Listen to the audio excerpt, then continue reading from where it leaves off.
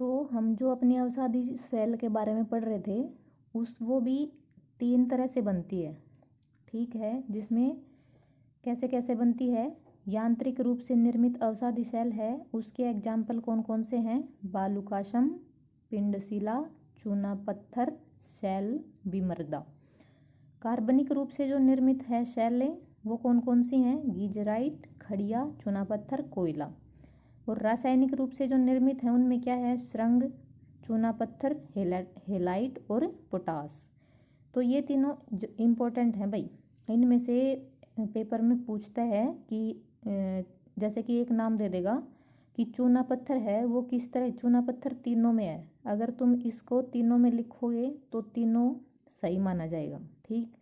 ऐसे ही अगर पूछ लिया कोयला किस तरह की अवसादी चट्टान है तो तुम्हें क्या लिखनी है, कार्बनिक रूप से निर्मित है।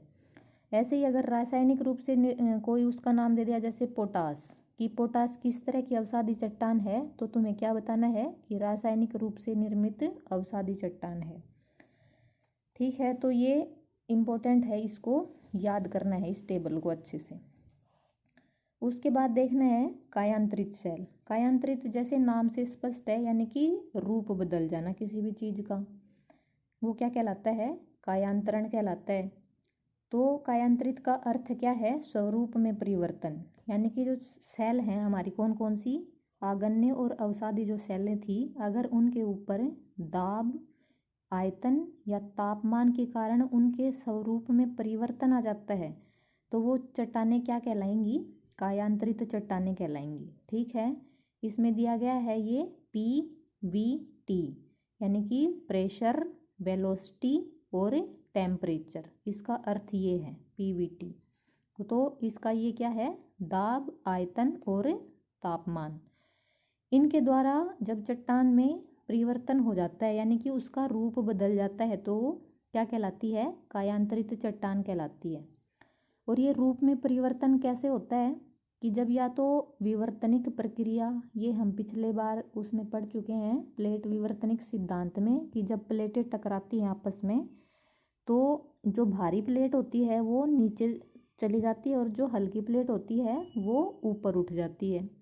अगर नीचे चली जाएगी तो हमने पढ़ा था कि आंतरिक भाग में जो पृथ्वी है वो 700 किलोमीटर की गहराई पे क्या है, दुर्बलता मंडल है। और दुर्बलता मंडल है वो क्या है, मैग्मा का भंडार है, यानी कि वहाँ पे चट्टानें हैं क्या, पिघली हुई अवस्था में है। अगर कोई भी ठोस चट्टान अगर 700 किलोमीटर की गहराई पे पहुँच जाती है और लावा के संपर्क में आ जाती है तो लावा है क्या है, उस चट्टान को भी पिघला देगा, ठीक। तो उससे क्या है कि उस चट्टान का क्या हो गया, रूप बदल गया, यानी कि वो पिघली हुई अवस्था में आ गई। उसके बाद क्या है कि वहाँ से वो पिघल गई और दूसरी जगह पे कहीं पे ज्वालामुखी का विस्फोट हो गया मान लो, तो लावा क्या है, पृथ्वी के बाहर आ गया।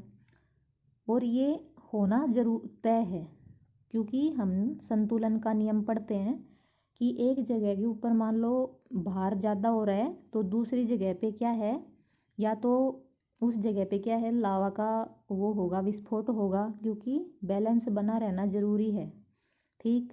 तो जहाँ पे जैसे ही चट्टान पिघली दूसरी जगह पे मान लो कहीं और ज्वालामुखी क्या हो गया, विस्फोट हो गया, जिसके कारण लावा है वो बाहर आ गया। और लावा यानी कि जो मैग्मा बाहर आया है वो जमकर क्या हो गया, ठंडा हो गया, ठीक। तो उससे क्या है, चट्टान का क्या हो गया, रूप परिवर्तित हो गया, यानी कि जो सेल थी यानी कि जो चट्टान थी वो लावा के संपर्क में आई, वो पिघली, कहीं और पे ज्वालामुखी उद्गार हुआ और वो बाहर क्या है, पर्वत का रूप ले लिया उसने, लावा है वो बाहर निकला, ठंडा हो गया, जम गया।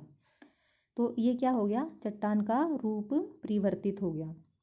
दूसरा कारण क्या है, ये तो क्या हो गया, तापमान के कारण परिवर्तन हो गया।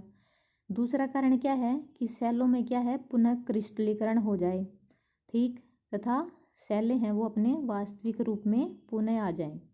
तो ये भी कायांतरण का क्या है, दूसरा रूप है। उसके बाद क्या है, बिना किसी विशेष रासायनिक परिवर्तनों के टूटने व पिसने के कारण जो वास्तविक सेलें हैं उनमें यांत्रिक व्यवधान और उनका पुनः संगठित होना क्या है, गतिशील कायांतरण कहलाता है।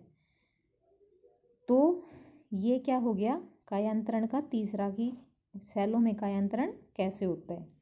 उसमें कायांतरण दो प्रकार के हैं, या तो संपर्क कायांतरण या तो प्रादेशिक। संपर्क का हमने अभी पढ़ा कि शैलें हैं वो गर्म आते या ऊपर आते हुए मैग्मा या लावा के संपर्क में आ जाती है, तो वो क्या कहलाएगा, संपर्क कायांतरण। और आगे क्या है, प्रादेशिक कायांतरण में क्या है, उच्च तापमान और दबाव के कारण या इन दोनों के कारण शैलों में क्या है, विकृतियां आ जाती हैं, तो वो क्या कहलाता है। और शैलों में क्या होता है, पुनः क्रिस्टलीकरण, यानी कि शैलें अपनी पुरानी जो अवस्था थी उसी में आ जाती हैं, तो ये क्या कहलाता है, ये प्रादेशिक कायांतरण कहलाएगा। अच्छा, उसके बाद क्या होगा, जो कायांतरित शैलों में खनिज और कण हैं उनकी व्यवस्था इस प्रकार हो जाती है कि एक लेयर बन जाती है, कि उस जो चट्टान होगी उसमें देखना कि अलग अलग तरह की धारियाँ बनी हुई होती हैं, ठीक है। तो वो क्या कहलाती है, उनमें जो धारियाँ बनी हुई होती हैं कुछ हल्के रंगों की होती हैं, कुछ गहरे रंगों की होती है। यानी कि कोई पत्थर अगर उठा के देखोगे तो उसमें देखना कहीं पे काला लेयर मिलेगा, कहीं पे सफ़ेद लेयर मिलेगा। तो ये क्रिया क्या कहलाती है, बैंडिंग कहलाती है, ठीक है। और बैंडिंग को प्रदर्शित करने वाले सेलों को क्या बोला जाता है, बैंडेड सेल बोला जाता है। अब आगे देखो, कायांतरित सेलें हैं वो दो प्रमुख भागों में वर्गीकृत की जा सकती हैं, पत्रित सेल या अपत्रित सेल। अब कायांतरित सेल के कुछ एग्जाम्पल दिए हैं, ये देखो, ग्रेनाइट, साइनाइड, स्लेट, सिस्ट, संगमरमर, ठीक है। ये रूपांतरित सेलों के कुछ उदाहरण हैं। ये चूना पत्थर है, चूना पत्थर पे तापमान और दबाव के कारण क्या है, चूना पत्थर का रूप बदल के क्या बन जाता है, संगमरमर। जो घरों में फर्श वगैरह पे देखते हो टाइल वगैरह लगी होती हैं, वो इसी का एग्जाम्पल है, कायांतरित चट्टानों का, ठीक है। जैसे कि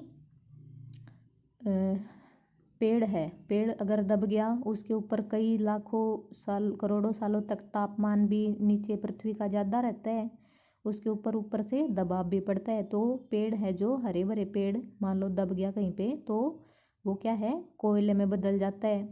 इसी तरह अगर कोयले पे भी दबाव और तापमान पड़ता रहे तो वो क्या है, हीरे में बदल जाता है।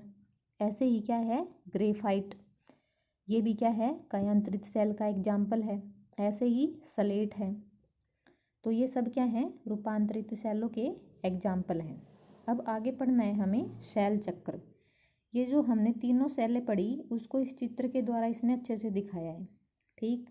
सबसे पहले क्या है, ये मान लो दुर्बलता मंडल में 700 किलोमीटर की गहराई पे क्या है हमारा, मैग्मा। मैग्मा से क्या हुआ, ज्वालामुखी का विस्फोट हुआ और लावा बाहर निकला, जम गया। जमा कैसे, अगर अचानक से जमता है तो उसके कण कैसे हैं वो हम पीछे पढ़ चुके हैं। कैसे भी जमा हो, आगन्य सेल का निर्माण हो गया। उसके बाद धीरे धीरे क्या हुआ, आगन्य सेल का अपर्दन शुरू हुआ और अवसादी चट्टान का, ये देखो अपक्षय और अपर्दन हो रहा है किसका, आगन्य सेल का। इसके अपर्दन और अपक्षय से क्या बन गया, अवसादी चट्टान बन गई, ठीक। उसके बाद अवसादी चट्टान पे क्या हुआ, तापमान, दाब, ठीक, और पीवीटी पढ़ा था पीछे हमने, ठीक है, जिसके कारण उस पे क्या है, दाब, आयतन और तापमान में क्या हो गया, अवसादी सेलों में परिवर्तन आ गया और उसने उसका रूप बदल गया, तो कायांतरित सेल का निर्माण हो गया, ठीक। तो ये देखो चक्कर फिर से चलता रहता है। कायांतरित सेल फिर से मैग्मा के संपर्क में आई, जिससे वो पिघल के लावा बन गई। फिर से कहीं दूसरी जगह पे ज्वालामुखी विस्फोट हुआ तो फिर से आगन्य सेल का निर्माण हो गया। फिर से उस पे बाहर की जो मौसमी क्रियाएं हैं, यानी हवा के द्वारा अपर्दन होना शुरू हुआ, तापमान के द्वारा अपर्दन होना शुरू हुआ। अपर्दन की क्रियाएं हम अगले लेसन में पढ़ेंगे कि कौन कौन से कारकों के द्वारा अपर्दन होता है चट्टानों का, ठीक। उसके बाद अपर्दन और अपक्षय शुरू हुआ, फिर से अवसादी सेल बनी, अवसादी का फिर से रूप बदल गया और कायांतरित सेल का निर्माण हो गया। तो ये क्या है, सेलों का ऐसे चक्र है, ये चलता रहता है। तो इसमें क्या है कि सेलें अपने मूल समय में अधिक समय तक नहीं रहती, यानी कि उनमें परिवर्तन होता रहता है। आगन्य सेल है उसको प्राथमिक सेल भी बोला जाता है। जो अवसादी एवं कायांतरित सेल इन प्राथमिक सेलों से ही निर्मित है, यानी कि जो दो सेलें हैं अवसादी और कायांतरित, वो आगन्य सेल से ही बनी हुई हैं। आगन्य सेलों को कायांतरित सेलों में परिवर्तित किया जा सकता है। आगन्य एवं कायांतरित सेलों से प्राप्त अंशों से अवसादी सेलों का निर्माण होता है। ठीक, अवसादी सेलें हैं वो अपखंडों में बदल जाती हैं और ये अपखंड है अवसादी सेलों के निर्माण में एक स्रोत हो सकते हैं। यानी कि जो आगन्य सेल है उससे अवसादी और फिर कायांतरित सेल का निर्माण होता है। तो ये क्या है, सेल चक्र है वो ऐसे ही चलता रहता है।